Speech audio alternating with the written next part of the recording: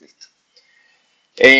Bueno, había una presentación adicional, digamos, todavía me falta porque quiero en todas las presentaciones, entonces va a haber una nada más para este miércoles y después de esa presentación sí les voy a mandar las notas y comentarios, digamos, de sus entregas para que lo puedan usar para la tercera entrega que la tienen ahora cerca en mayo. Entonces tengan eso en cuenta. Obviamente, si ya están trabajando sobre esa tercera entrega y eh, quieren consultar alguna cosa, algún comentario que yo les haya hecho o alguna duda que tengan, digamos, de cómo organizarse para esa tercera entrega, me avisan y lo trabajamos. De vuelta, yo sé que esto es muy repetitivo, pero por favor, no dejen eso para los últimos días porque no van a llegar. Es mejor que desde ahora empiecen a trabajar un poquitito, cosa de que lleguen más tranquilos a la entrega. O sea, no lo dejen para última hora. Vamos a continuar entonces con el último tema que habíamos dejado pendiente. Vamos a continuar con sindicalización.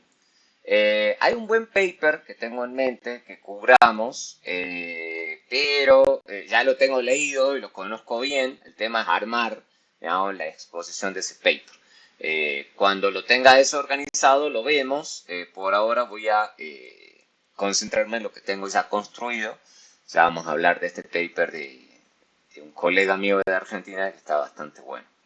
Eh, pero ya lo vamos a cubrir apenas podamos. Entonces, habíamos hablado hace rato, el 2 de abril, estaba fijándome que esto fue, ya estamos a 21. Habíamos hablado de la famosa ventaja salarial de los sindicatos. Lo que se llama la ventaja salarial de los sindicatos y qué complicaciones tiene la ventaja salarial, porque siempre se piensa, habíamos dicho, voy a volver un poquitito, que hay una ventaja que los sindicatos, gracias al sindicato se logran, los trabajadores sindicalizados logran ingresos laborales superiores. Eso se denomina de nuevo ventaja salarial.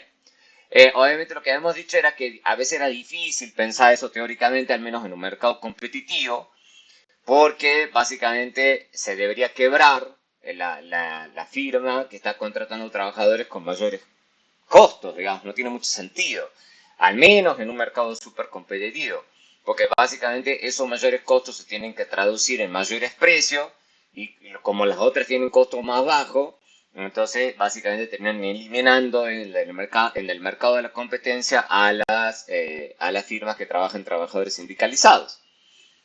Habíamos hablado de eso y habíamos dicho, bueno, o sea, eso es medio raro para un mercado competitivo, pero nos manda un par de mensajes interesantes. El primero es que nos dice que básicamente para que la sindicalización sí funcione bien, tiene que estar muy generalizada a toda la industria o a toda la economía. O sea, ¿qué significa eso? Que básicamente no puede ocurrir en un mercado súper competitivo que haya un sector muy chiquitito que esté sindicalizado porque básicamente se debería quebrar, sencillamente, digamos. En el mediano o largo plazo debería quebrar y ser desplazado. Entonces el primer gran mensaje tiene que estar en todo el país o toda la industria como para que más o menos el sindicalismo funcione bien. O lo segundo que también nos está diciendo que va a tener más éxito ahí donde hay monopolios u oligopolios, que es el otro caso, que ese término ya lo deberían conocer bien, que es el caso de pocos competidores en el mercado. Cuando haya monopolios u oligopolios, ahí hay más posibilidades de que el sindicato tenga éxito. Entonces eso explica en parte al menos de por qué, por ejemplo, los sindicatos tienden a ser no exitosos, no sé si exitoso será la palabra, pero que surgen mucho en el empleo público, digamos, porque básicamente el Estado actúa como un monopolio en la oferta de varios servicios. Entonces terminan teniendo los trabajadores un solo empleador, termina siendo como un solo empleador, sería un monopsonio, con el cual interactuar fácilmente, digamos. Entonces, eso explica por qué típicamente, ya lo hemos visto, lo vamos a seguir viendo quizás con otras estadísticas, de por qué la sindicalización está muy presente en el sector público. Obviamente el gran problema es evaluar empíricamente esta ventaja salarial.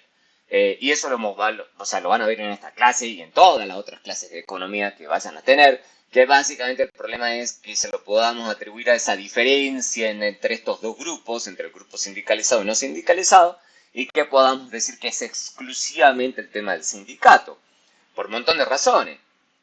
O sea, por ejemplo, si la sindicalización, si es básicamente el sindicato el que lleva mayores salarios, o básicamente los sindicatos tienden a surgir en industrias que pagan bien. Porque acuérdense lo que estamos diciendo acá arriba, que tienen que ser industrias relativamente poco competitivas o monopólicas, monopsónicas, y normalmente ustedes ya sabemos, lo hemos visto a lo largo de la clase, que son solamente en estos mercados monopólicos, poco competitivos, en donde hay más ganancias. Entonces, obviamente, si hay más ganancias, es más posible que en esas firmas, en esas industrias, se paguen buenos salarios. Entonces, es difícil separar lo que es el del sindicato de lo que está pagando bien la industria. También puede cambiar la composición, ese es el otro gran problema. El tema que los trabajadores sindicalizados no se distinguen solamente de los no sindicalizados por su afiliación sindical. Hay un montón de otras cosas, digamos que estamos hablando de composición, y de nuevo, entiendan la palabra composición en un sentido amplio, digamos, puede ser nivel educativo, ¿cómo se llama? Puede ser un tema, qué sé yo, distribución por sexo, por religión, por un montón de otras cosas que ustedes pueden pensar que están correlacionadas con el hecho de estar sindicalizados y que es difícil en una de esas descomponer lo que es de sindicalización y lo que es de esas características que estamos observando, y como siempre nos pasa todo el santo tiempo empíricamente, está el gran problema de lo no observable, que también tocaría tratar de controlarlo. Y lo que decimos, como les decíamos acá, es que hay firmas mucho más productivas, y si esa firma es muy productiva, es típicamente una gran firma. Entonces, como hay una gran firma, tiende a surgir la sindicalización ante la gran firma, y esas grandes firmas típicamente pueden pagar muy bien. Entonces, es difícil separar entonces lo que es la sindicalización de lo que es básicamente la firma. O sea, armar, como ya deberían estar familiarizado, el famoso contrafactual es complejo. Es complejo pensar el contrafactual. Entonces, midamos la ventaja salarial. Entonces, ¿qué estamos pensando? Estamos pensando que hay una demanda de trabajo y que si hubiera un equilibrio competitivo, esta sería la cantidad de demanda de trabajo y este sería el salario competitivo. Y lo que logra el sindicato entonces es restringir un poco, digamos, la demanda de trabajo, pero logra a sus sindicalizados logra aumentarles su salario.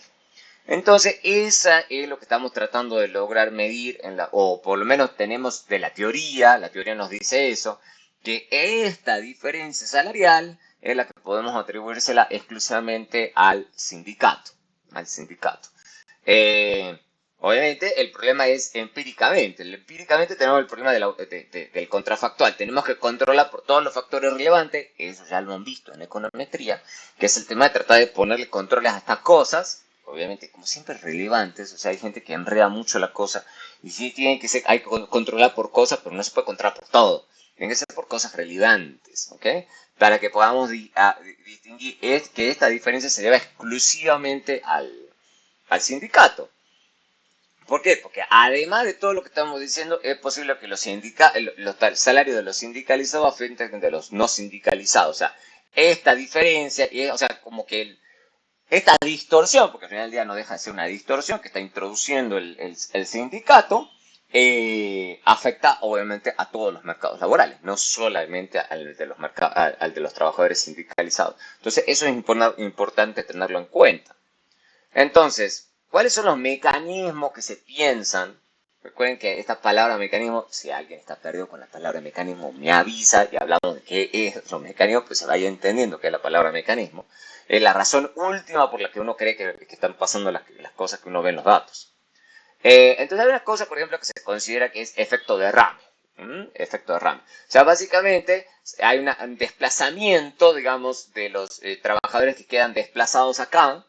O sea, estos trabajadores, la idea, estos que se pierden aquí, no se quedan, no se desaparecen, digamos. O sea, esa gente que queda desempleada, que es despedida en el mercado sindicalizado, lo que uno perfectamente puede pensar es que se pasan al mercado no sindicalizado. Entonces hay un efecto derrame en donde lo que termina produciendo eso es que los trabajadores no sindicalizados ven sus salarios o ingresos laborales, si lo quieren ver, más bajo debido a que hay una entrada, digamos, de estos trabajadores. Entonces, básicamente la idea es que hay una ventaja salarial que está sobreestimada. Está sobreestimada. Lo que deberíamos estar midiendo, si quieren, podemos ver, digamos, podemos ver con un grafiquito muy simple, como para que no me digan que es difícil, profesor, este análisis. No, lo que están diciendo es básicamente está el sindicalizado acá. Vamos a borrar esto. Entonces está el sindicalizado aquí, está el sindicalizado acá, y está el no sindicalizado acá, el mercado laboral. Acá. Ponerlo más grande, listo. No sindicalizado aquí. Entonces la idea, muy simple, es que está el mercado laboral acá y vamos a suponer por un segundo, que en el mercado no sindicalizado eran los mismos ingresos laborales. ¿Okay? Vamos a ponerle, está el equilibrio aquí, está el equilibrio acá.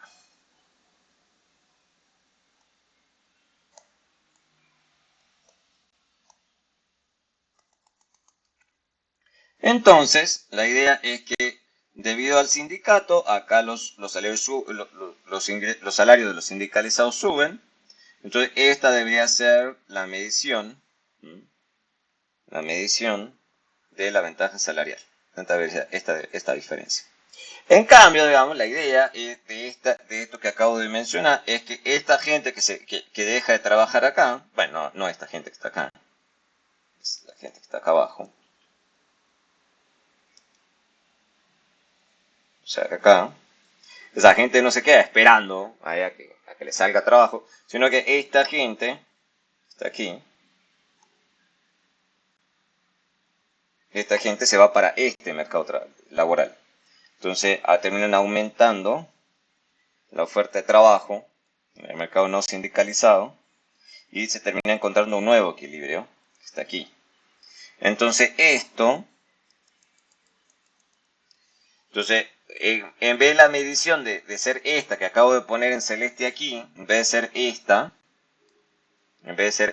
la medición que estamos haciendo, que es la que quisiéramos, lo que estamos midiendo al final es esto que está aquí versus este salario que está acá. Entonces está sobreestimado. ¿Okay? Bueno, otro color más. Entonces básicamente lo que estamos midiendo es esto que está aquí. Voy a poner acá. Ya lo voy a poner con... Estamos midiendo esto, cuando en realidad deberíamos haber medido... Espero que se vea bien. ¿Okay? O sea, estamos midiendo en la práctica esto, cuando en realidad deberíamos haber medido esto. Entonces no es lo mismo. O sea, por eso se dice que se está sobreestimando. Precisamente porque el sindicato está deprimiendo los salarios en el mercado no sindicalizado. Eso es lo que está pasando. Está produciendo este desplazamiento. Aquí. Y claro, o sea, este es el aumento salarial que nos interesa y en realidad lo que medimos es esto. O sea, está exagerado. Está exagerada la ventaja. La ventaja salarial. Entonces espero que se esté entendiendo lo que estoy hablando. O sea, para que se los muestro con el gráfico como para que se vea. Porque si no, me dicen, ¿cómo que te estás sobreestimando? O sea, ahí está. Lo que pasa es que hay que pensarlo un poquito. Hay que pensarlo un poquito. Con las herramientas que ya conocen, obviamente. Listo. Entonces, eso es lo que se llama de efecto de rama. Entonces se piensa que eso hace que sobreestime la ventaja salarial. Obviamente, podría no ser el caso si los trabajadores prefieren quedarse desempleados, o sea, esperando a que les salga un trabajo sindicalizado. Está bien, es posible, digamos, pero lo que hemos hablado muchas veces la gente no está en capacidad de soportar tanto desempleo, sino que se trata de buscar, entonces es más probable que pase lo que estamos diciendo, pero hay que ver el caso a caso.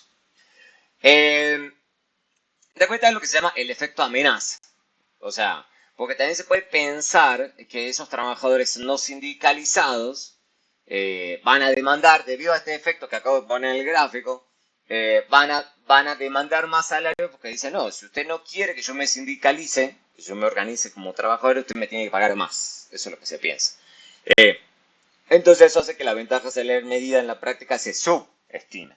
O sea, porque en realidad lo que termina ocasionando, porque les digo, esa es la idea, es que cómo la presencia del sindicato también afecta a los no sindicalizados. Entonces se puede pensar que el no sindicalizado también puede amenazar a su empleador con, con la sindicalización, o sea, por eso se llama efecto amenaza, y demanda mayores salarios, debido a la existencia, al surgimiento de este sindicato. Entonces espero que es relativamente sencillo.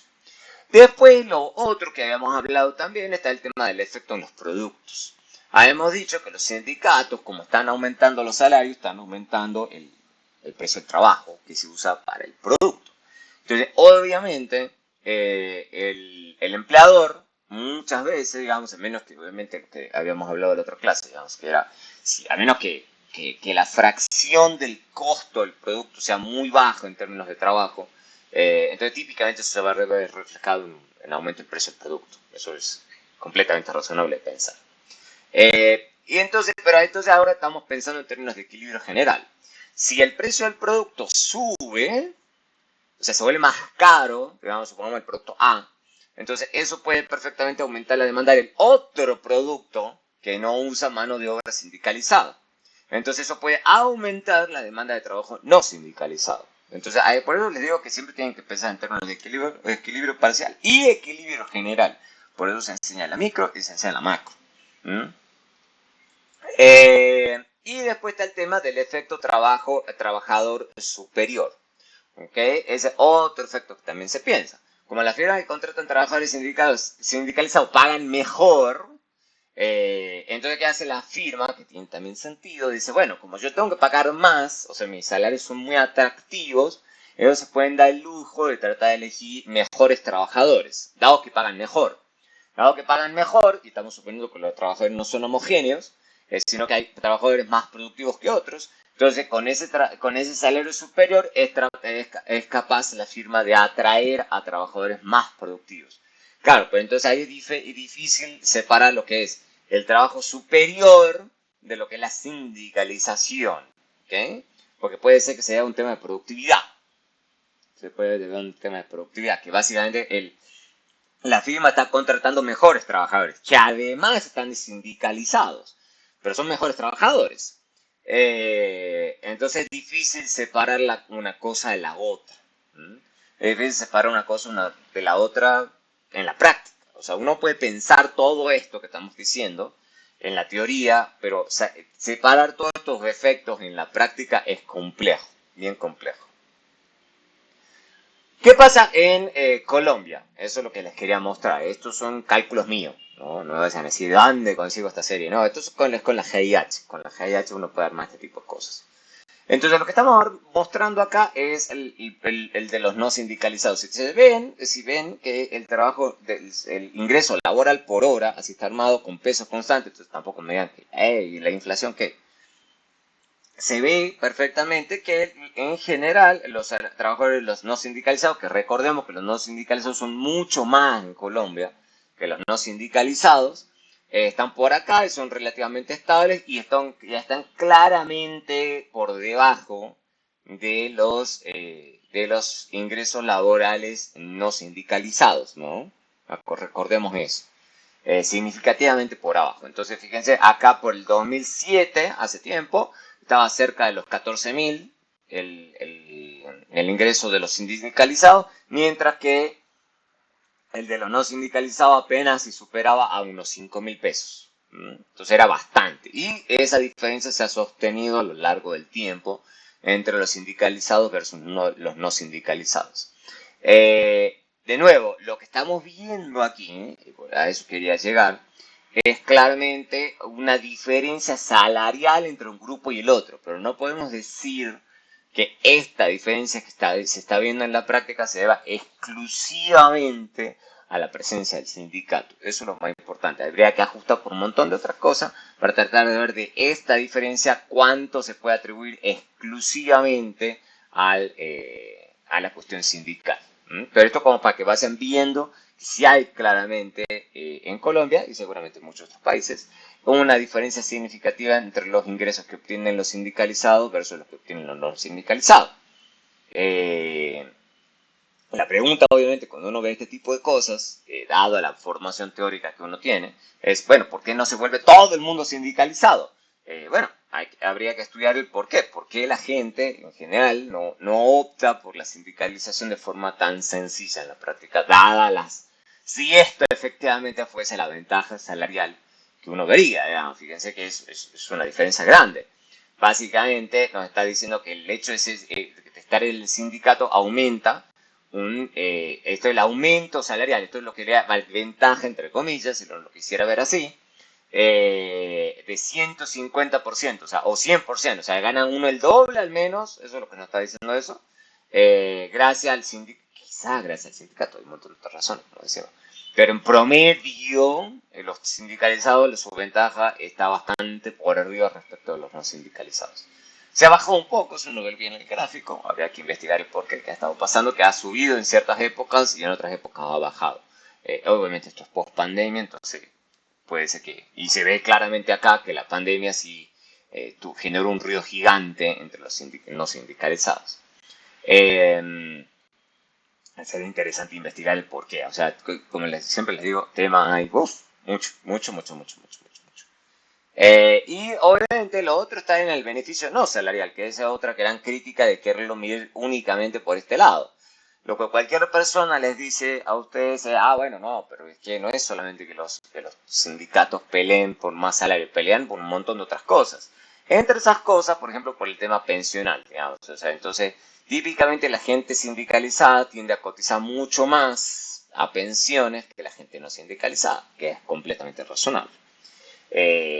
Obviamente que volvemos, pero que uno pueda atribuir esta diferencia exclusivamente al sindicato es debatible, pero uno por lo menos a simple vista uno sí ve una gran diferencia.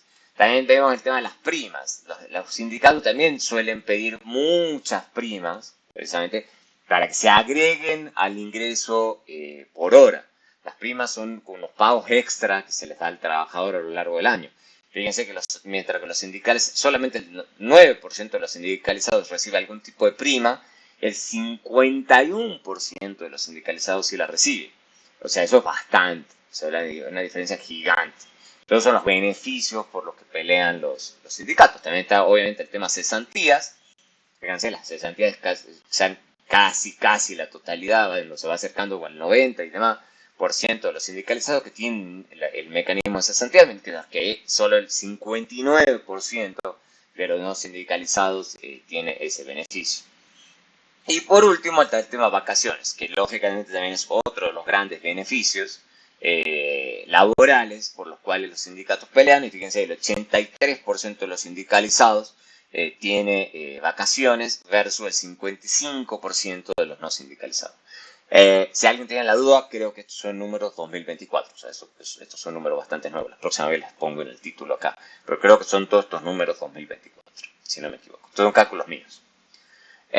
Ahora bien, dicho todo eso, hay muchas preguntas que uno tiene. Preguntas no, también son, bueno, a veces hasta prejuicios que les tiene uno a los sindicatos. ¿De qué consecuencias trae la presencia de los sindicatos en los mercados, tanto del trabajo como mercado del producto, que ya lo hemos estado mencionando varias veces? Siempre se pregunta a uno qué ocurre con la productividad y la asignación eficiente de recursos ante la presencia de un sindicato. Se me fue acá. No era lo que estaba buscando. Esto, no, dejemos así. No rompamos nada. Listo. Entonces, ¿qué es lo que se piensa, digamos, en términos de eficiencia y productividad? ¿Okay? Se piensa que hay algunos efectos negativos, también vamos a hablar de los efectos positivos. Entonces, ¿cuáles son los que se consideran efectos negativos de la presencia de un sindicato? La idea es que los sindicatos pueden poner reglas de trabajo, digamos, que reduzcan la productividad de la firma. Esa es la típica preocupación que hay. Que básicamente el sindicato reduce la eficiencia con la que se puede manejar la firma y les reduce su productividad. Porque, por ejemplo, pone límites a la producción por trabajador. Y dice, no, usted no puede poner al trabajador a trabajar más horas, digamos, de las debidas.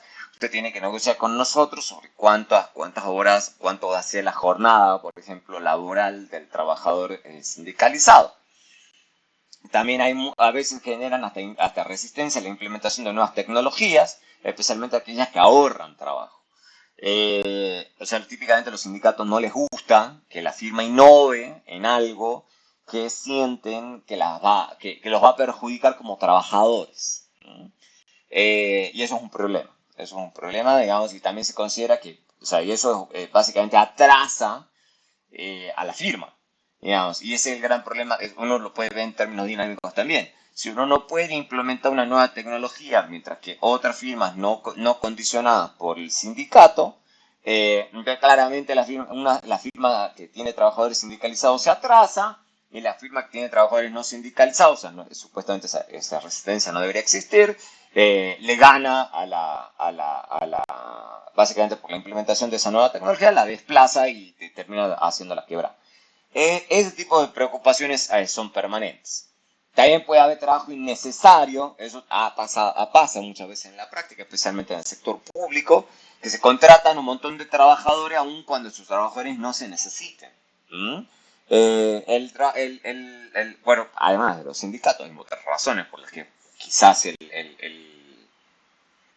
sector público puede querer hacer eso, pero básicamente es trabajo innecesario.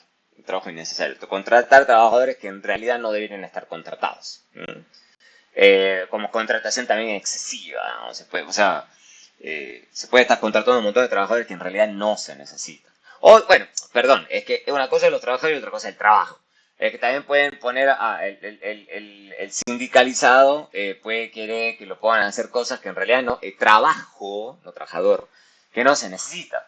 Y el empleador no quisiera no poner al trabajador a hacer eso, pero hay una demanda sindical por ese trabajo innecesario. Trabajo, no trabajador. Esto sí es el otro punto que estaba queriendo mencionar, entonces mezclé los dos. Entonces puede haber también una contratación excesiva de trabajadores que la empresa no necesita. También puede haber un tema que hay otra preocupación. Licencia de trabajo es como difícil, de hecho podríamos estar hablando largo rato del tema de las famosas licencias. La figura de licencias, típicamente, que se ve con buenos ojos, digamos, muchas veces los trabajadores, especialmente pueden ser trabajadores sindicalizados, pueden abusar de esa figura con tal de obtener ingresos y trabajar muy poco. Entonces puede haber una licencia de trabajo innecesaria y lamentablemente la firma se ve restringida por el sindicato y no quiere ir a una pelea con el sindicato. En general les otorga fácil las licencias con tal de no ir al conflicto. Entonces perfectamente eso es razonable pensar. Y obviamente también está el tema de la reasignación de trabajadores. Típicamente los trabajadores sindicalizados son reacios a que se los reasigne. Reasignación en el sentido de que está la firma y la firma, o sea, puede querer no despedir, pero sino que quiere, en vez de que esté el trabajador haciendo la tarea A, que esté haciendo la tarea B. Los sindicalizados normalmente no les gusta del todo eso, porque típicamente presumen que esa reasignación de tareas puede ser perjudicial para el trabajador. Entonces no les gusta ese tipo de cosas. Entonces, típicamente la firma tiene que estar negociando esas reasignaciones. Y obviamente la otra preocupación, muy conectada con todo esto, obviamente, es pérdida de producción. O sea, ya lo estamos viendo, digamos, por la distorsión que típicamente uno presume que genera el sindicato. Básicamente se produce menos, producto de que uno tiene unos trabajadores, tiene menos trabajadores, por empezar, o puede ser que esos trabajadores produzcan menos. Entonces, le genera a la firma una pérdida de eficiencia importante. Entonces son todos los efectos negativos, que también, por ejemplo, huelgas, por ejemplo, puede ser perfectamente, que es el caso extremo, digamos, lo que estaba mencionando, el caso intermedio, pero también perfectamente se puede pensar que la firma puede sufrir pérdida, bueno, y los trabajadores también, durante una huelga, que es el caso extremo. ¿Qué tan prevalentes son todas estas cosas en la práctica? Consigo unas cuantas estadísticas 2023 del tema de la huelga, de qué tan prevalentes son las huelgas a nivel de país.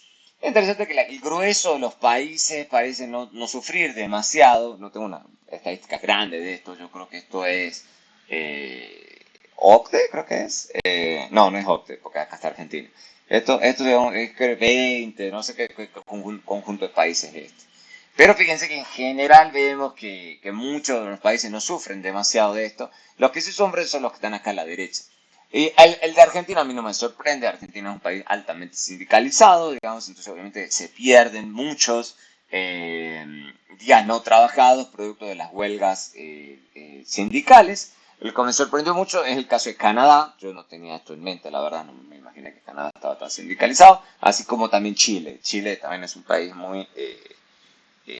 no es un país tan sindicalizado y sin embargo se pierden bastantes días, digamos. Entonces fíjense que está en la cola derecha de la destrucción, son donde están los picos. Bien interesante.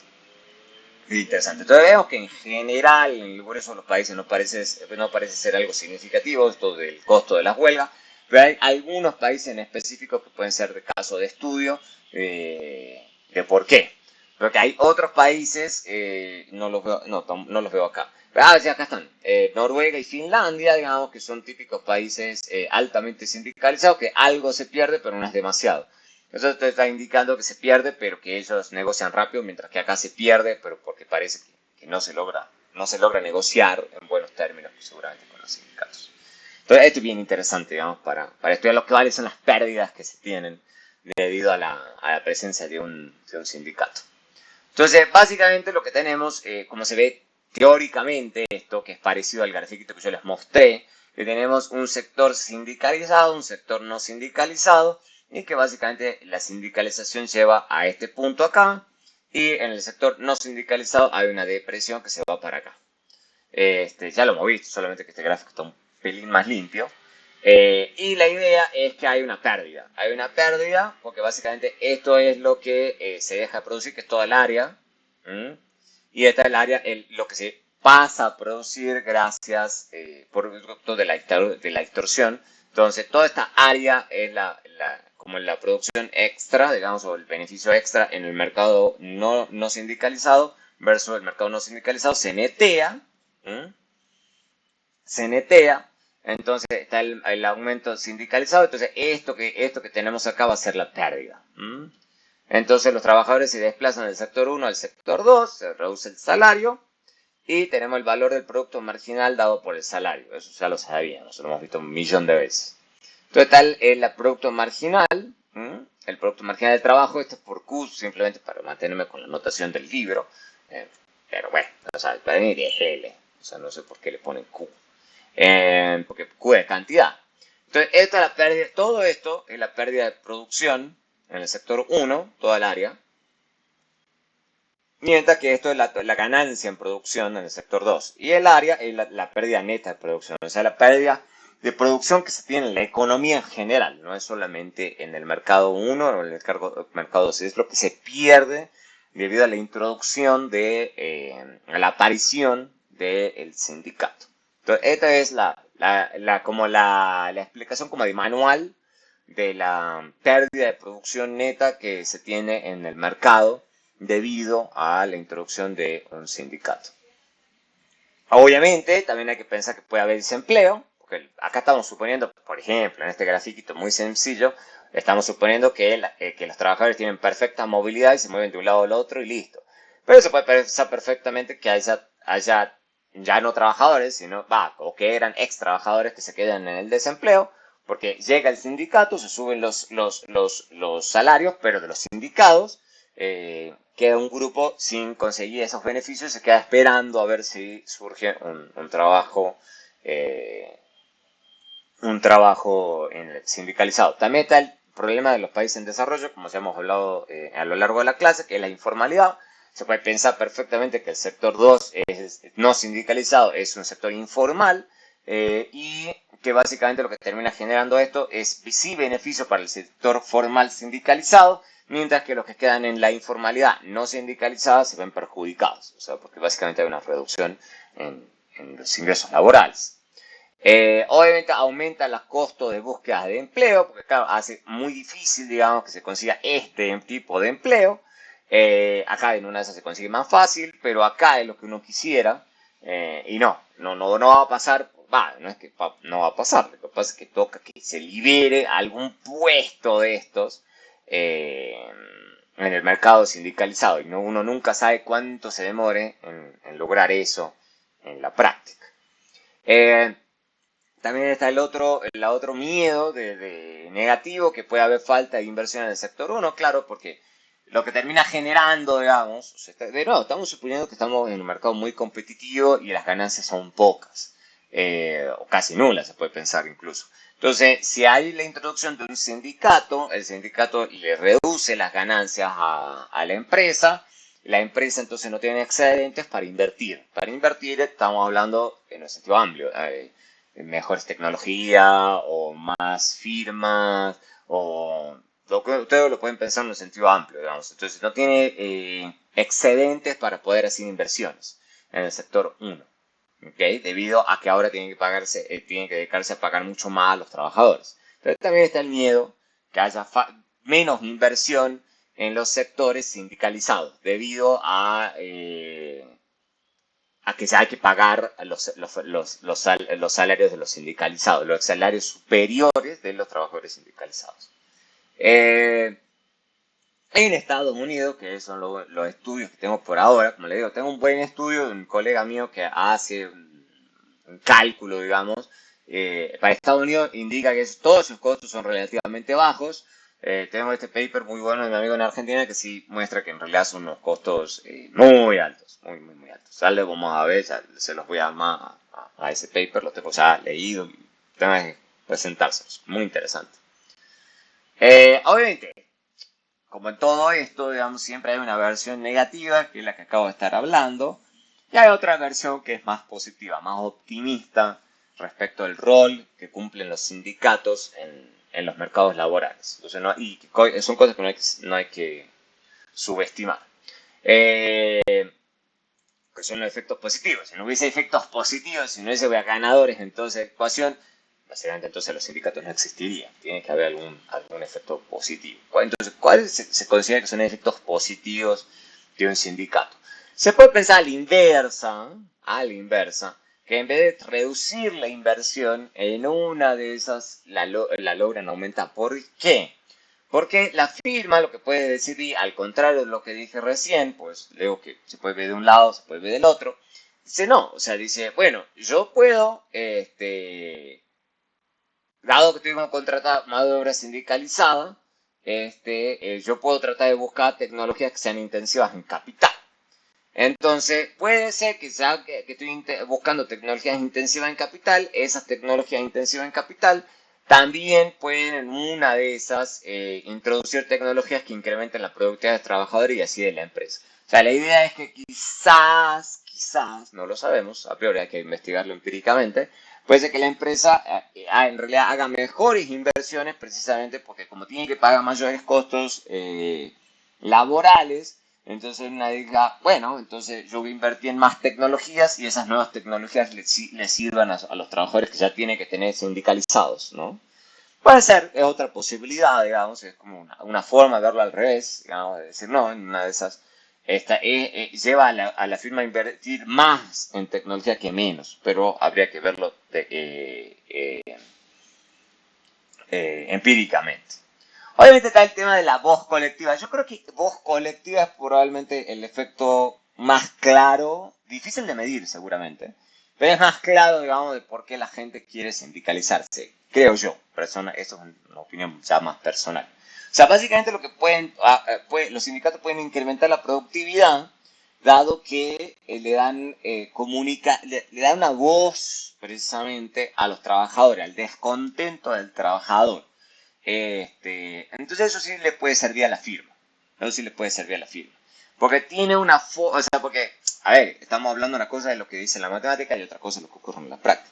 Perfectamente en la práctica se puede pensar que puede haber problemas en la firma, y hay descontento entre los trabajadores. Los trabajadores pueden estar no muy felices con ciertas prácticas que está teniendo la firma, puede que no actúen de forma individual. O sea, suponiendo que ustedes tienen dos opciones, si las condiciones de trabajo son malas, a veces el manual dice, no, bueno, o sea, lo que debería hacer esa persona, si les parece que está mal, debería dejar el trabajo por otro mejor o hablar con el empleador sobre las malas condiciones. O sea, como que el trabajador se supone que tiene esas dos opciones. O renuncia o le va a plantear al empleador que las cosas no están funcionando bien. Entonces, la segunda opción es mucho más posible, ¿ok? Si es que hay un sindicato, o sea, porque básicamente el miedo que tiene el trabajador si va solo, tiene miedo que haya un problema de retaliación, ¿ok? ¿Saben lo que les pasa a ustedes, digamos? Que tienen miedo de ir a hablar con el profe porque creen que el profe los va a castigar porque algo no está funcionando, digamos. Bueno, lo mismo pasa en el mercado de trabajo, que el trabajador individual tiene miedo de ir a hablar con el empleador porque tiene miedo, por ejemplo, la retaliación más clara es sufrir un despido. Y peor todavía, digamos, que digan, no, esta persona siempre pone el problema, no lo contrate, digamos. O sea, entonces a veces hasta el empleado tiene miedo de dañar su propia reputación, digamos, si se va a una pelea con el empleado. Entonces, el sindicato ayuda en eso, porque lo que le da el fenómeno de voz colectiva, o sea, el fenómeno de voz colectiva. Entonces, hay una organización sindical, digamos que es un grupo de trabajadores ya, y si el grupo de trabajadores es lo suficientemente grande, al empleador o sea, como que la amenaza del despido masivo se vuelve menos creíble, porque de todas formas el empleador necesita de empleados. Es muy difícil que despida a una masa crítica de trabajadores de su empresa y esté dispuesto a negociar las condiciones de trabajo con un sindicato con un trabajador individual. ¿Okay? Uno nunca lo sabe. Pero probablemente en la práctica sea la principal razón por la cual los trabajadores buscan sindicalizarse. Tratan de buscar este beneficio, este efecto positivo, digamos, de la famosa voz colectiva. La voz colectiva. Entonces el empleado plantea sus malestares ante el sindicato y el sindicato es el que habla en nombre de los trabajadores. Es un mecanismo diferente por el cual uno sí cree que los trabajadores son capaces de plantearle al empleador malas condiciones de trabajo. En un sentido amplio, digamos, nunca vamos a saber exactamente, depende mucho de los casos, de qué es exactamente una mala condición laboral. Pero la idea es esa en general, digamos, o sea, ya que hay algún descontento que solamente se le plantea al empleador si es que hay un sindicato. Entonces, eso puede ser perfectamente un efecto positivo. Y obviamente eso sí le sirve de todas formas a la firma, porque si hay algo que está generando que los trabajadores estén descontentos, uno presume que eso hace que la productividad de ellos sea baja y que si eso se corrige, la productividad de ellos va a aumentar gracias a haber hecho esa corrección. Entonces puede ser perfectamente un efecto muy positivo el tener la presencia del sindicato en la entidad, en el empleador. Entonces puede haber mayor satisfacción, puede haber mayor capacitación, digamos, porque puede haber un tema de capacitar. Simplemente los trabajadores una vez quieren que se los capacite porque están descontentos con la capacitación que tienen, con lo que saben. Lo pueden pensar en un sentido amplio como saber manejar las computadoras, saber manejar idioma, leer mejor las instrucciones o manejar las nuevas tecnologías. Directa como indirecta, puede ser que se les dé cursos en forma directa o que los mismos trabajadores entre ellos ayuden gracias a que están mejor capacitados y están dispuestos a ayudar a sus colegas, digamos, en el mercado, en la empresa. Entonces, esto también es un efecto muy positivo porque eso aumenta también la productividad. Hay menos rotación, obviamente eso también ayuda, porque claro, como hay más satisfacción, digamos, en el trabajo hay menos rotación, o sea, es menos probable que un trabajador que está contento en el empleo en el que se encuentra, renuncie. O sea, entonces dice, no, o sea, prefiero quedarme acá, me tratan bien, hay un sindicato que habla por mí, prefiero quedarme aquí. Eso sí le sirve de todas formas a la empresa, porque a la empresa, lo que hemos hablado varias veces, les es costoso, digamos, que un trabajador le renuncie y tener que buscar otros. Eso es un costo para la empresa, un costo permanente. Entonces, a veces a la empresa muchas veces le sirve tener gente que se queda en la empresa en vez de que se vaya. Y obviamente también hay mejores prácticas administrativas. Lo que se piensa acá, digamos, la idea es que con estas negociaciones se introduce mejor, digamos, los malestares del trabajador y la administración, lo pueden pensar en un sentido amplio como como las decisiones que toma la empresa, van a tratar permanentemente de incorporar los problemas que puedan surgir entre los trabajadores si existe un sindicato que si no hay un sindicato. En una de esas la administración no es capaz de ver las molestias que puedan tomar, que pueden generar ciertas decisiones, pues siempre hay que pensar esto también de forma dinámica, las decisiones que pueda tomar la empresa. Si la empresa en cambio tiene un sindicato y el sindicato está permanentemente diciendo ojo que esto va a generar tal problema, se pueden tomar mejores decisiones y generar menos ruido, generar menos molestias y demás. Obviamente, ¿cuál es la evidencia empírica de vuelta a Estados Unidos? Es que no es un efecto muy concluyente. Se encuentran cada tanto efectos positivos como negativos, que claro, o sea, lo que uno pensaría, no todos los sindicatos son iguales, no todos los sectores son iguales, no todos los empleadores son iguales. Entonces es lógico pensar que se obtienen tanto efectos positivos como negativos porque depende mucho del caso. Se encuentra mucha heterogeneidad, obvio, porque típicamente los efectos positivos se encuentran en sectores muy productivos y en el sector privado que busca precisamente ganancias. ¿Mm? Tiene sentido, o sea, si uno se pone a pensar, tiene sentido, o sea, los efectos positivos tienen que ocurrir ahí donde es un sector privado, muy productivo y lo que les decía Hércules, eso la teoría sí lo dice. Dice, bueno, si es muy productivo es más probable que tenga ganancias para distribuir. Entonces, si hay una sinergia positiva entre empleador y empleado en sectores muy productivos, probablemente que los efectos positivos son muy, muy, muy claros. En cambio, en los lugares públicos se tienden a estimar efectos nulos. O sea, básicamente la evidencia se dirá, no, estéticamente no significativa. Biblioteca, escuela, agencias gubernamentales, policía. Fíjense, pura cosa pública. Pura cosa pública. Eh, porque es difícil, digamos. O sea, típicamente, bueno, es interesante, el libro explica un poco de cómo hay un grupito de economistas laborales que hablan un poco sobre el tema de la provisión de servicios públicos, digamos. Y hay un tema ahí de cómo se evalúa desde lo privado la provisión de servicios públicos, y ahí es donde está el tema eh, de aumentar la productividad, cómo exactamente uno aumenta o disminuye la provisión de este tipo de cosas, ¿ok? Es complejo, digamos, eh, porque acá se mezcla mucho la cuestión esa política, obviamente. Entonces esto es bien difícil, pero es bien interesante también, o sea, pensarlo cómo se puede mejorar la provisión de servicios públicos. Y la provisión de servicios públicos es por medio de trabajadores. Y lo que les digo, típicamente esos trabajadores del servicio público muchas veces están sindicalizados. Entonces, ¿cómo se logra mejorar la provisión de servicios públicos por medio de estos trabajadores que típicamente son sindicalizados? Gran tema. Es un gran tema a discutir. Ahora, ¿qué pasa con las ganancias de las empresas? Eh, en la ganancia de empresa, todos los estudios que más o menos existen apuntan a que los sindicatos reducen las ganancias de la empresa. O sea, eso como que parece que sí hay consenso. También tiene sentido, digamos, que se reduzcan las ganancias de las empresas, porque obviamente es esperable, dado que típicamente a los empleadores no les gusta la sindicalización.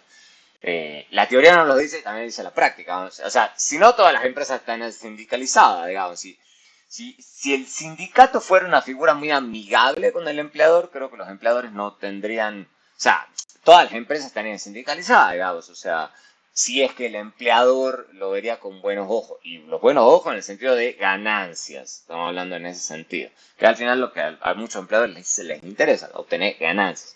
Si ven que el sindicato va en contra de esto, entonces obviamente se van a resistir a tener un sindicato. Simple, digamos. Entonces es esperable, digamos, que típicamente las ganancias se reduzcan cuando emerge un sindicato. Pero de todas formas, paga más salarios. ¿Mm? Entonces se reducen las ganancias, pero se pagan mayores salarios. Entonces, ¿dónde está las sumas y restas de eso? O sea, ¿vale la pena hacer esa redistribución? O sea, esa es la gran pregunta que uno se hace, ¿no? Porque esto lo que nos está diciendo es, esto están pasando ganancias que están obteniendo las empresas, los empleadores, y se las están transfiriendo mucho más a los empleados. Pero ese deseable, digamos, desde el punto de vista social, bueno, depende. Como todo. Como todo. Todo depende. Digamos, hay que pensarlo bien. Hay que pensarlo bien. Si la industria, lo que hemos dicho siempre, si es poco competitiva, por ejemplo, monopsonio, monopolio o algo así, ya hemos hablado de que típicamente el sindicato puede extraer ganancias que pueden considerarse excesivas. O sea, en un mercado poco competitivo, sabemos que típicamente los empleadores, tanto bien visto como un monopsonio de mano de obra, como un monopolio en el producto, pueden estar obteniendo ganancias extraordinarias y el sindicato puede ayudar en esos escenarios a tratar de extraer un poco de esas ganancias extraordinarias y que vayan hacia los trabajadores. Eso, en ese escenario puede ser. En este escenario sí es claro, digamos, que es en términos de ceteris paribus, de Pareto, en términos de Pareto, espero que se entienda cuando estoy hablando de Pareto, a qué me estoy refiriendo, puede ser una mejora, lo que se llama una mejora paretiana. Una mejora paretiana. Obviamente, si la industria es competitiva, en cambio, si la industria es competitiva, muy competitiva, entonces ahí sí hay miedos de que el sindicato reduzca las ganancias y de hecho, en el caso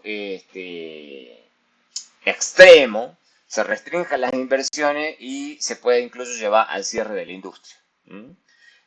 Por darles un ejemplo rápido en este punto, estaría bueno verlo como un caso de estudio, de haber buenos estudios al respecto.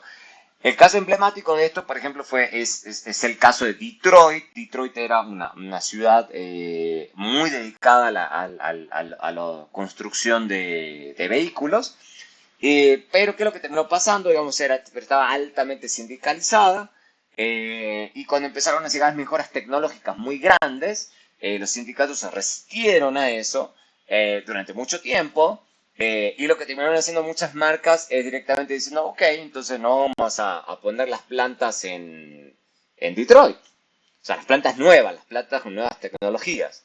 Las vamos a poner en otro lado porque no podemos trabajar con estos sindicatos. Y lo que terminó pasando, digamos, básicamente, es que se terminaron desplazándose a otros estados de Estados Unidos y de hecho ya con los 90 y con la introducción del NAFTA se terminaron yendo hasta México, digamos, que es el problema que está viendo actualmente. Muchos de los vehículos que se usan en Estados Unidos son hechos en México. Entonces no solamente dejaron Detroit, sino que dejaron Estados Unidos. Precisamente porque los sindicatos muchas veces se resisten a la introducción de esas nuevas tecnologías y demás, reducen las ganancias y al final terminan llevando al cierre de la industria. Entonces lo que uno ve en Detroit y en Michigan en general, no solo Detroit, es un abandono de muchas infraestructuras porque todas esas industrias directamente cerraron, se quedaron todas abandonadas. Y eso es lo que, bueno, ahora están con la pelea de tratar de recuperar eso. Pero que ya hoy en día, 2025, entre especialistas que saben de esa industria, dicen hacer que esa industria regrese a Estados Unidos es muy complicado. Y segundo, que la industria de todas formas automotriz está altamente automatizada, entonces es difícil pensar que eso va a generar mucho empleo también. O sea, también hay un debate al respecto de eso. Y lo que le digo, y la evidencia empírica, afortunadamente, tiende a soportar ambas cosas. O sea, ambas cosas parece que tienden a pasar en la práctica. Que en las industrias competitivas los sindicatos ayudan, que en las industrias muy competitivas no ayudan tanto. Entonces es súper interesante, porque entonces ahí es donde uno dice, uno lo que uno aprendió de la teoría no es que se pierde, digamos. Algo de razón los economistas tenemos sobre las predicciones que hacemos en base a los modelos teóricos. ¿Okay? Después el tema de la distribución de ingresos. Pensemos un poco en términos de la distribución de ingresos. Hay argumentos que dicen que aún incrementan, otros que disminuyen la desigualdad. La desigualdad de ingresos puede ser de una firma, de un país, eso es lo que vamos a ver. O sea, depende del nivel al que uno está pensando la desigualdad. Entonces, pues hay argumentos que dicen que aumenta la desigualdad. Y ese argumento proviene de algo muy sencillo que dice, bueno, lo que pasa es que lo que termina haciendo un sindicato es aumentar los beneficios para los sindicados, pero en perjuicio de los no sindicados. O sea, hemos visto que eso es lo que se llama el efecto de rama. O sea, básicamente el sindicato, digamos, en el mercado sindicalizado, claro, ellos están mucho mejor, se les aumentó los salarios y lo que acabo de mostrarles también está muy correlacionado con muchos otros beneficios, además de los salarios, pero eso no lo ven los no sindicalizados, o sea, todos los que incluso dejan el mercado sindicalizado se van al mercado no sindicalizado y ellos no ven ninguno de esos beneficios. Y de hecho, eso van hasta perjudicados, como lo acabamos de ver, si uno piensa en el modelo, hay más trabajadores que entran al mercado no sindicalizado y eso lleva hacia abajo los salarios. Entonces, obviamente, esto lleva a un aumento de la desigualdad, porque los sindicalizados aumentan su ingreso mientras que los otros se les baja. Eso es perfectamente razonable de pensar. Obviamente, otro que podemos pensar es que hay un aumento de los ingresos de los trabajadores calificados y reducción de los no calificados. Porque acá lo que uno puede pensar es que gracias al sindicato, los sindicatos logran que sus empleadores los califiquen más, los capaciten más y se les pague más. En cambio, ninguno de esos beneficios de calificación los ven los trabajadores no calificados. No calificados y no sindicalizados. Tienen que ser las dos cosas, obviamente. Y obviamente hay un aumento de la demanda de trabajo calificado sindicalizado conectado con los dos puntos anteriores. Pero también puede haber una reducción de la desigualdad. Por ejemplo, se pueden volver perfectamente los ingresos mucho más uniformes dentro de la firma. Por eso le digo que la desigualdad es un tema bien interesante porque hay que pensar cuál es el nivel al que uno está pensando la desigualdad, ¿no? La firma tienden a pagar a salarios según el trabajador, mientras que los sindicatos lo que buscan es que la remuneración esté basada en el trabajo y no en el trabajador. Eso suena un poco contradictorio, pero más o menos tiene sentido. O sea, la idea es que lo que quiere pagar la firma es al trabajador, mientras que lo que quieren los sindicatos es que se paguen en función del trabajo. O sea, porque lo que piensan los sindicatos es decir, no, por mismo trabajo, misma remuneración. Entonces quiero que no importa quién sea el que esté trabajando ahí, se le pague lo mismo. El trabajo sea lo importante. Es decir, entonces si la persona está en la unidad de producción a todo el mundo en la unidad A se le pague lo mismo y no importa quién sea, ¿ok? Quién sea. Ese trabajo tiene la misma remuneración. Entonces los sindicatos tienen a igualar entonces la remuneración entre trabajos en vez de entre trabajadores, que hacen que todos los trabajos en donde están esos trabajadores tengan la misma remuneración. También se dice que puede haber menos discriminación gracias a eso, porque claro, o sea, como no está desconectado ahora, de hecho, cuando terminemos con este tema de sindicalización vamos a entrar a discriminación.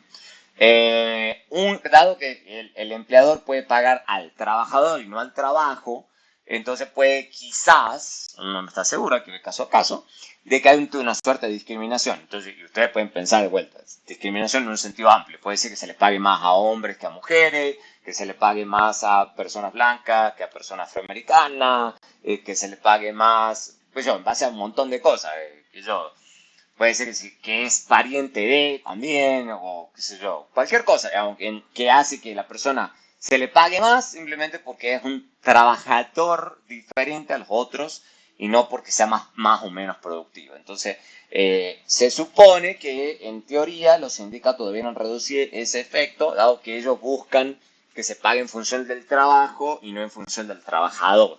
Es posible, es posible.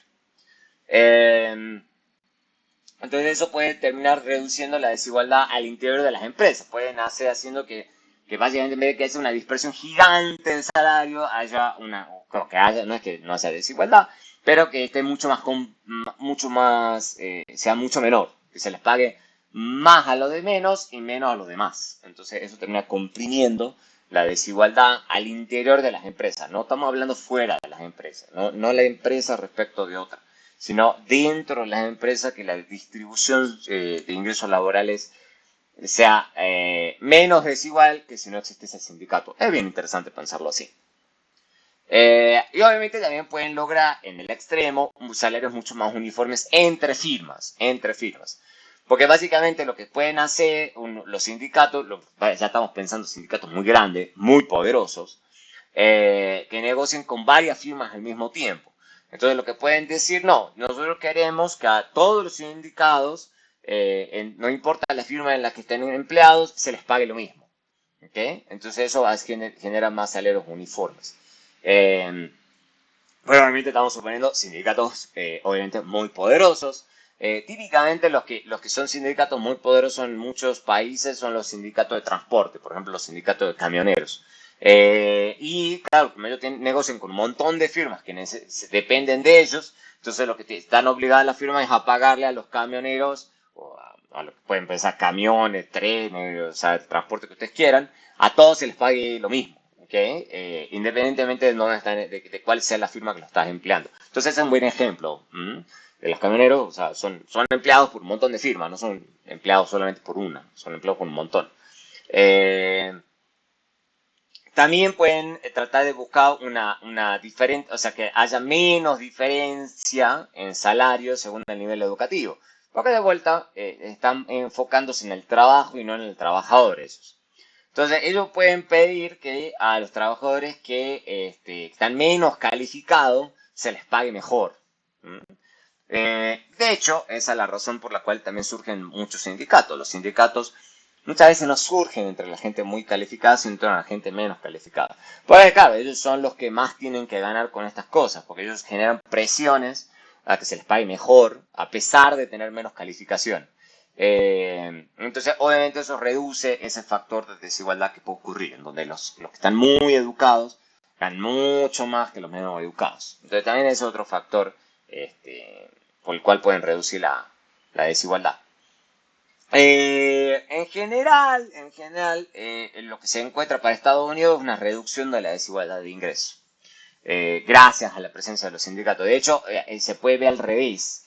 De hecho, se puede ver que lo que ha pasado en Estados Unidos, al menos, para que me gustaría tener un buen gráfico donde esté mejor explicado. Los gráficos que están en el libro no me terminan de convencer, que ha habido una reducción, digamos, de la presencia sindical en Estados Unidos de los 80 a hoy, y mucha gente considera que, y a la par, se ha aumentado la desigualdad. Entonces, hay un debate actualmente sobre si es que esa reducción, cuánto del aumento de la desigualdad se debe a esa reducción del protagonismo sindical que en otra época sí existía en Estados Unidos. O sea, los sindicatos en Estados Unidos como hasta los 80 más o menos, eran muy poderosos, 70, 80 eran súper poderosos, y de los finales de los 80 hacia aquí se fueron debilitando cada vez más. Y hoy en día, creo que el año pasado fue que más o menos están volviendo a emerger como una entidad, digamos, con más poder, y yo creo que mucho de eso es debido a que la desigualdad de ingresos en Estados Unidos se ha incrementado un montón. Cosa que antes en Estados Unidos no se le prestaba atención. Antes se consideraba que estudiar desigualdad en Estados Unidos era como ver crecer el césped. Era aburrido. Hoy en día no. Hoy en día ya se piensa que no, que hay que prestarle mucha más atención porque, bueno, si no, estarían pasando muchas de las cosas que están pasando. Bueno, listo. Hasta ahí más o menos les tengo material de sindicalización. Ya como les decía, tengo un papercito en mente que se los quiero que lo cubramos. Me parece un paper bien interesante.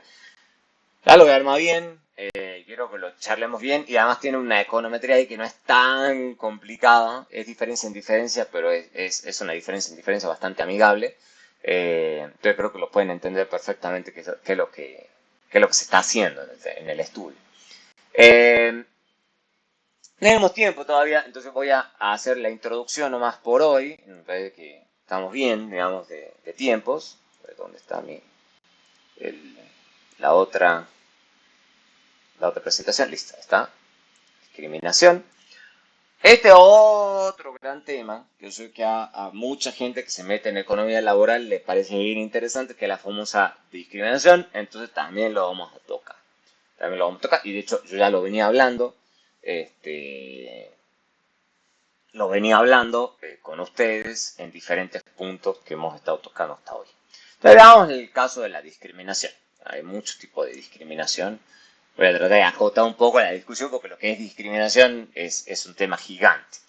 O sea, la idea es que hay los trabajadores, bueno, no, mentira, hay muchos indicadores laborales y hay muchos tipos de trabajadores. Entonces la idea es ver la heterogeneidad en esas cosas, ¿ok? Entonces podemos pensar muchos indicadores laborales: participación laboral, desempleo, ingreso, nivel educativo, o sea, sí, y podremos estar largo rato hablando sobre todos diferentes tipos de indicadores laborales que a nosotros nos parezcan interesantes. Pues tasa de informalidad y demás. Y tenemos muchos tipos de trabajadores, o sea, según el sexo, según la edad, según la raza, según la preferencia sexual, eso está en moda últimamente. Entonces hay un montón de cosas que caracterizan a los individuos que pueden estar o no trabajando. Este, y tenemos un montón de indicadores laborales que pueden ser de nuestro interés. Y la idea es cuáles son la economía, lo que hace es tratar de estudiar por qué hay esa diferencia en estos indicadores laborales según las características de los trabajadores. O sea, ¿por qué pueden haber esas diferencias? Esa es la pregunta que uno se hace. Bueno, hay que estudiarlo, digamos, de por qué. Me voy a enfocar solo para que esto sea breve, porque podríamos estar largo rato hablando de eso. Podríamos hacerlo por edad, por preferencia sexual, o sea, bueno, o sea, podríamos estar largo rato, pero la literatura en términos de diferencias según el sexo es gigante últimamente. Entonces vamos a hablar de eso, pero no es que quiera que esta sección se vuelva de economía y género, sino es simplemente para usarlo como un flanco, pero porque lo mismo que vamos a estudiar acá se puede pensar para dos grupos o más grupos, si quieren. Cualquiera, podemos pensar lo que yo les había dicho ya hace tiempo: jóvenes versus adultos, blanco versus no blanco, heterosexuales versus los otros grupos de preferencia sexual, y así sucesivamente. La idea es tratar de pensar un poco eso, o sea, cuáles pueden ser las razones o cuáles son las herramientas que existen para hacer ese análisis. Entonces vamos a hacerlo por partes. Entonces, por ejemplo, fíjense, esto es lo que no me acuerdo de dónde lo saqué. Creo que esto es del CETLAC. El que no sepa qué es CETLAC me pregunta, digamos, me entramos a CETLAC y les muestro. CETLAC básicamente es un grupo de investigadores no, no es un grupo de investigadores, es un grupo un instituto de investigación que está en la Universidad Nacional de La Plata, y ellos calculan este tipo de estadísticas, y todas las estadísticas que ellos hacen son para Latinoamérica. Por eso me parece interesante mostrárselos. Son las más nuevas que logré conseguir, no sé por qué algunas están muy desactualizadas y otras muchas más, no tengo idea por qué, pero bueno, les voy a mostrar. Entonces, digamos, por ejemplo, la participación laboral, ¿ok?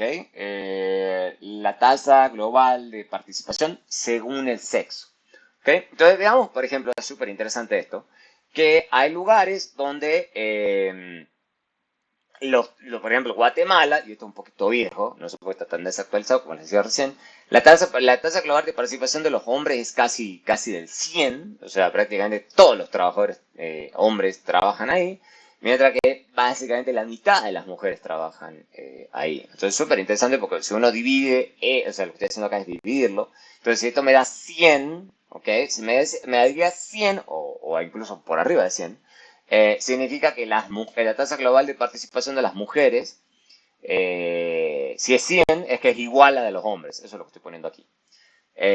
Y no pasa, si se fijan acá, en general eso no pasa. En general, lo que se ve sistemáticamente es que la tasa global de participación de las mujeres es bastante inferior a la de los hombres.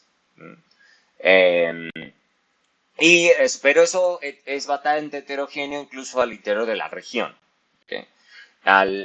Vamos desde Guatemala, entonces, que tiene un 51, hasta Uruguay, que tiene 85. Entonces eso les da una idea de qué tan diferentes son las tasas globales de participación. Entonces tenemos lugares extremos como Honduras, Costa Rica, Nicaragua, en donde es cerca de la mitad básicamente de las mujeres, o sea que la mitad de las mujeres trabaja y casi la totalidad de los hombres sí trabajan. Que no es que no trabajan, digamos, están buscando empleo también, ¿no? O sea, hay que acordarse que esto es tasa global de participación de la gente que está empleada o buscando empleo. En cambio, en otros países como Brasil, Argentina, Perú y Uruguay, en cambio es bastante más parecido. Ahí sí, claro, hay diferencias, digamos 71 versus 92, pero eso es nada que ver con comparado 49 versus 96. O sea, hay una diferencia importante, digamos. Pero digamos el caso extremo de Uruguay, digamos que tiene indicadores muy buenos en general Uruguay, el 76% de las mujeres, o sea, 3/4 de las mujeres, están empleadas o buscando empleo versus el 90% de los hombres. Comparado a esto, digamos, que es 49 versus 96. Entonces, hay heterogeneidad. O sea, es sistemático, digamos, que la tasa global de participación de las mujeres es más baja de la de los hombres, eh, pero hay heterogeneidad en la región. Veamos, por ejemplo, acá es súper interesante también la proporción de adultos en la fuerza laboral. Y lo que se ve, digamos, también acá, eso es básicamente como poner en un gráfico, para que quería mostrar la tabla y el gráfico. Me parecía bien interesante. Mostrarlo de las dos formas. Ustedes si quieren mostrarlo de una o de otra, está todo bien, digamos, para su trabajo. Pero a mí me parecía interesante ver acá el pico. ¿Okay? Entonces veamos que Guatemala está pumba acá, donde se ve clarísimo la diferencia, mientras que un lugar como Colombia está justo en el medio, porque quizá en la tabla no se ve, por eso armé también la tabla. Colombia está como en el medio, o sea, no está como en el caso de Uruguay, donde básicamente son los que prácticamente hay mucha similitud entre hombres y mujeres, versus Guatemala, que hay una diferencia enorme. Bueno, Colombia está como en el medio, Colombia está como en el medio de todo el grupo regional, de todo el grupo regional. También podemos verlo en los desempleados, la tasa de desempleo. Acá no hice la división porque me parece que es confuso, lo dejé tal cual porque me parece que se puede ver a ojo. A ver si lo tengo al grafiquito. Lo tengo acá al grafiquito, lo vamos a mostrar el grafiquito. Me parece que el grafiquito está mejor y se ven los números. De hecho, la próxima vez voy a sacar las tablas, me parece que no esas no ayudan tanto. Nos fijemos entonces que la tasa de desempleo de las mujeres, típicamente, que la barra azul, es típicamente superior a la de los hombres. Eso pasa en casi todos lados. Con excepciones, ¿no? Fíjense, en Ecuador es casi igual. Y en Perú también.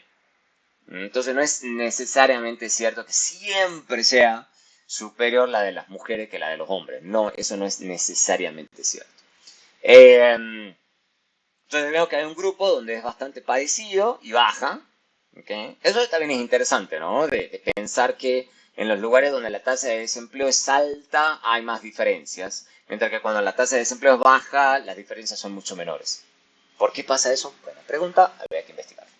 Pero fíjense, o sea, en nuestros lugares con tasas de desempleo bajas, prácticamente no hay diferencias, ¿okay? Entre hombres y mujeres en la tasa de desempleo. Bueno, y Guatemala, de hecho, es más baja, sería interesante ver por qué, es más baja entre las mujeres que entre los hombres. Súper interesante, o sea, exactamente al revés que uno ve en otros países.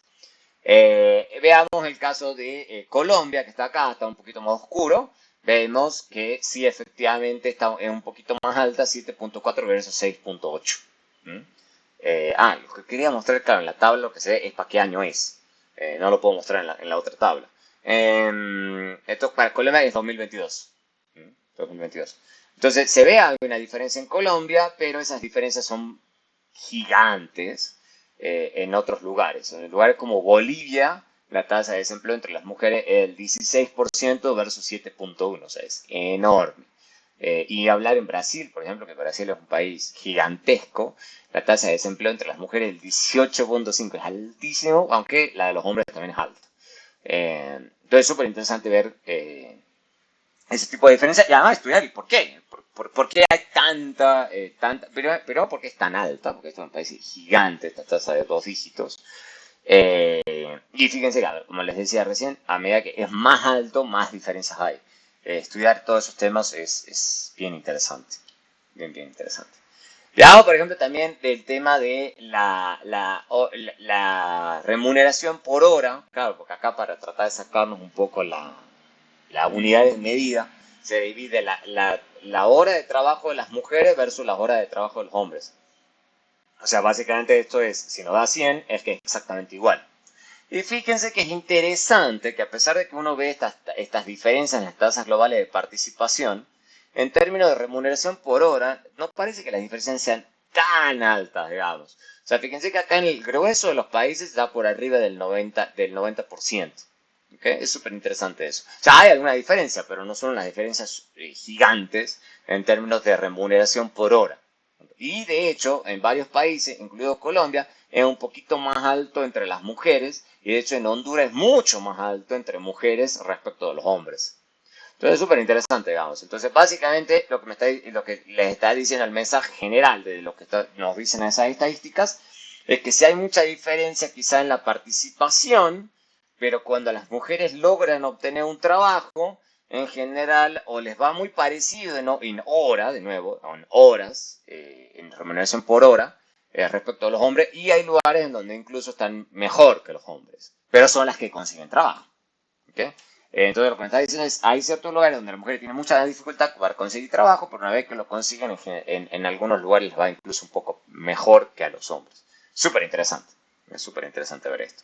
En cambio, hay lugares donde están mucho peor, digamos. El caso claro es el de Perú, que las mujeres ganan un 79%, me está diciendo esto, un 79% de lo que ganan los hombres. ¿Por qué pasa? Bien interesante, habría que investigar. Entonces, como les digo, tema ahí para rato. El gran problema, yo lo enseño y lo repito hasta el cansancio eh, en la clase de econometría, es cuando uno compara dos grupos, sea la comparación que estemos haciendo, ya sea en cosas laborales, tasa global de participación, tasa de desempleo, salario, lo que ustedes quieran. Cualquiera de esas diferencias que estamos haciendo, hay que tener mucho cuidado a la hora de hablar de discriminación, a pesar de que es el título de la presentación. Hay que tener mucho cuidado porque hay muchos otros factores, ¿ok? Observables y no observables que hay que tener en cuenta antes de poner a hablar de discriminación. Eso es lo que se estudia y, como le digo, yo lo repito en econometría. Ustedes pueden encontrar diferencias, chiquitas, grandes, medianas, lo que ustedes quieran. Pero decir que esa diferencia se debe 100% a discriminación, eso no se hace, o por lo menos se hacen 1.000.000 de pasos antes de hablar de eso. ¿Ok? Porque, por ejemplo, en el caso este que estamos hablando, digamos, de hombre versus mujer, bueno, hay que ver el tema educativo, niños del hogar, en qué sector económico se está, el área de conocimiento, digamos, porque ese es el otro tema y lo hemos hablado también mucho. Bueno, hay a veces diferencias sistemáticas entre los grupos respecto a qué se dedican, o sea, en qué están ocupados, ¿ok? Tanto en el sector económico, en qué se han capacitado, cuál es la ocupación, ¿okay? Que también está el tema de la ocupación, de las ciudades de residencia, y todas estas cosas que estoy hablando se pueden incorporar y son, bueno, tienen sus dificultades, pero en general se pueden controlar por estas cosas porque típicamente sí están disponibles los datos y son observables. Pero hay un montón de otras cosas que son bien difíciles, que es habilidades, por ejemplo, eso lo tienen que haber visto 1.000 veces en econometría. El tema de la habilidad, el talento, el empuje, o sea, inteligencia, digamos, o sea, como uno lo quiera ver. Que es difícil captar ese inobservable. Después está el tema de seguridad del trabajo. Uno entiende también que hay ocupaciones, por eso la ocupación es importante, hay ocupaciones o trabajos que son más seguros que otros. El trabajo de un soldado obviamente es mucho más inseguro que un trabajo de oficina. Que el soldado que está en combate es complejo. El combate es mucho más inseguro, digamos, las probabilidades de morir haciendo ese trabajo son mucho más altas que un trabajo, por ejemplo, en una oficina. Pero es difícil, esto es difícil de medir, digamos, uno lo entiende, pero es como inobservable en el sentido que no es medible. La seguridad del trabajo es difícil de medir. Hay esfuerzos alrededor, hay un trabajo de Free Economics que creo que tratan de hacer ese trabajo, pero no es fácil captar seguridad. ¿Y qué pasa con esto? Ustedes me dirán, profe, ¿y eso qué tiene que ver? Típicamente los trabajos más inseguros, debido a eso, se pagan mejor. Entonces puede ser perfectamente, y creo que está estudiado y todo, por ejemplo, que cierta de esta diferencia que se ve entre los grupos se debe a que un grupo elige trabajos más seguros y otro grupo elige trabajos más inseguros. Y eso está bastante estudiado, que típicamente los hombres tienden a elegir trabajos mucho más inseguros que las mujeres, en promedio, estamos hablando siempre en promedio. Eh, Después está el tema cultural. Ahí estamos, como uno mide cultura, es difícil, digamos, o sea, ¿qué es cultura? ¿No? O sea, ¿cómo uno mide cultura? Porque, bueno, puede haber simplemente de que haya un tema cultural por el cual a un grupo se decida que este grupo va a estar en estas ocupaciones laborales y otros no. Y bueno, eso es difícil, digamos, eso es difícil de captar, de medir, digamos. Complejo. Y también lo de las leyes. Hay leyes, o sea, y eso es difícil de incorporar leyes, porque puede ser que no es que hace una discriminación, esa es la otra preocupación, sino que hace una ley escrita, no es un tema cultural, sino que hace algo escrito que diga, no, tal grupo va acá, tal grupo va allá, y punto, digamos. Y a ustedes les parece eso un poco trivial, pero no es tan trivial en muchas latitudes, de que haya una ley escrita que diga eso. Obviamente, eso puede ser que la ley refleje discriminación, obviamente. Pero es discutible sobre si uno eliminaría la ley, si las cosas se igualarían, o es una separación que existe pura y debido solamente a la ley. Buena pregunta, no lo sé, hay que estudiar cada caso. Pero son un montón de cosas que son inobservables o por lo menos muy difíciles de medir.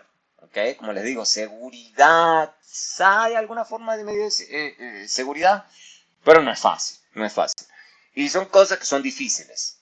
O sea, entonces esto puede ser un poco más difícil, pero es observable, medible y disponible en los datos. Esto es más complicado, por lo cual ajustar. ¿Okay? Entonces hay que incorporar todo eso. Entonces, en la cosa empírica, lo difícil es controlar, por esto y por muchas más cosas, digamos, antes de sacar conclusiones que uno diga, ah, esto es discriminación. No es tan fácil, no es tan fácil. Al menos en la economía, al menos en la economía. No es tan fácil que uno diga, esto es discriminación. Uno dice, no, hay una parte que podemos explicar, ¿ok? Hay diferencias que se debe a esto y hay cosas que no podemos explicar. Máximo se llega a eso. Pero la gente pocas veces se anima a hablar de discriminación, que esa diferencia que estamos encontrando se deba exclusivamente a discriminación. Entonces, eso sí lo tienen que tener en cuenta, porque eso a veces la gente se aburre, porque dice, no, o sea, ¿por qué se está enredando tanto usted? Bueno, no es que sea un enredo, es por todo esto, porque se está tratando de ajustar por un montón de otras cosas, ¿ok? Eso sí lo tienen que tener en mente. Entonces, y yo creo que con esto vamos a ir cerrando por lo menos por ahí. Yo tenía pensado usar solamente una introducción y vamos a seguir las próximas clases. O sea, la discriminación, ¿cómo se entiende? Como discriminación si un grupo idéntico a otro, ahí donde está el problema, idéntico, es tratado de forma inferior en términos de contratación, acceso ocupacional, promoción, ingresos, condiciones laborales, o sea, en términos de algo laboral, solo por alguna otra característica, ¿ok? No conectada, ¿ok? Y se considera que hay 4 tipos de discriminación: la salarial, la de empleo, la ocupacional y la de capital humano. O sea, y todas estas se mezclan un poco. Que hay un acceso entonces diferenciado también a la educación o entrenamiento, especialmente de calidad. Entonces las 3 primeras que se estudian por un lado se consideran discriminación postmercado, las que uno ve, porque ocurre mientras la gente está empleada, mientras la gente está empleada, mientras la gente está, o buscando empleo al menos, digamos, ¿ok? Y mientras que la última se considera de premercado, porque es antes de que los individuos busquen empleo. Y esto parece como una tontera, digamos, pero sí es importante, porque básicamente hay teorías que dicen que las personas de un grupo toman decisiones de capital humano viendo esto que se ve en su propio grupo. Si un grupo dice, no, es que no vale la pena que yo tome cierto capital humano, dado que las posibilidades que yo obtenga mejores salarios, empleo u ocupación son bajas, entonces estratégicamente deciden adquirir un capital humano inferior, digamos, o sea, de menor calidad, y eso se refleja post. Entonces es una especie de problema del huevo y la gallina, digamos. Entonces, ¿por dónde viene? ¿Es porque la persona es discriminada o porque la persona eligió un capital humano, una cantidad de capital humano diferente? Bueno, y separar ambas cosas siempre es bien difícil. Este, entonces eso lo vamos a ir estudiando, eso lo vamos a ir estudiando. Yo creo que por ahora, por hoy estamos bien hasta aquí, estamos con una buena cantidad de material. Tengo pendiente armarles más material todavía, como les decía, como el tema del paper sindical. No sé si ya lo he subido, me voy a fijar, de hecho, en estos momentos a ver si ya lo tengo subido ese paper. Es muy bueno ese paper. Es muy bueno. Vamos a ver si se los dejé. Es Jaume. No sé por qué no me están dando esto. Bueno, ya me voy a fijar ya, y ya se los voy a comentar cuál es el paper. Este, que tengo pensado que cubramos. Yo creo que le puedo dedicar una o dos clases a ese paper, que es sobre el efecto de los sindicatos. El efecto de los sindicatos docentes, el efecto que los paros docentes tienen sobre el desempeño laboral de los estudiantes tiempo después. Entonces está bueno, está bien pensado el paper. Eh, entonces ya lo vamos a tratar de cubrir, ya lo tengo leído, pero parece que tengo que organizar bien la discusión, eso siempre me demora un poquito. De todas las presentaciones que ustedes ven, no es que salen como por arte de magia, uno se demora hasta que las deja bien organizadas. Entonces ténganme paciencia, voy a tratar de armárselos. Pero bueno, no sé si para el miércoles de esta semana. Bueno, este miércoles, como les decía, tenemos una presentación. Yo creo, seguro que para este miércoles tengo lo de discriminación, porque eso está listo. Pero sí quiero cubrir ese paper de sindicalización. Yo creo que lo podría tener para la semana que viene. No creo que lo tenga de hoy para el miércoles. Pero bueno, ahí lo vamos a ver. Lo vamos a ver. Si quieren, yo los voy a escribir. Me voy a fijar si el paper está subido. Si lo quieren ir mirando, veamos a alguien que le parezca un tema interesante para estudiar o leerse el paper, porque el paper está bastante bueno, no es tan largo. Se pone denso en una partecita, pero bueno. Pero si quieren, para que lo vayan leyendo. Es un paper de 2019, o sea que no es súper viejo y aplica a un país latino como es Argentina. Entonces, bueno, llegamos hasta aquí hoy. Espero les sirva. Voy a subir la clase de hoy a YouTube. Y si nos vemos, ojo, si nos vemos presencial este miércoles a las 7 de la mañana en el campus. No me vayan a decir que, ay, no, ya ahora ya esto va a ser todo remoto. Es solamente lo hice remoto hoy, porque justo era el lunes después de Semana Santa. Me parece que a todos nos servía, digamos, que hoy fuese remoto. Pero el resto de las clases iban a ser presenciales. Entonces, a no confiarse. Y por favor, lo que les dije al comienzo de la clase, trabajen desde todos los días, todas las semanas, en su trabajo, porque si no, no van a llegar. No van a llegar, se los garantizo. Entonces, pónganse y me escriben si tienen algún conflicto y demás. No dejen todo a última hora, porque si no, no llegan. Van a terminar presentando cualquier cosa. ¿Ok? Quedo pendiente de cualquier cosa, chicos. Que les vaya muy bien. Gracias por asistir hoy. Suerte. Chao, chao. Chao, gracias. Hasta luego.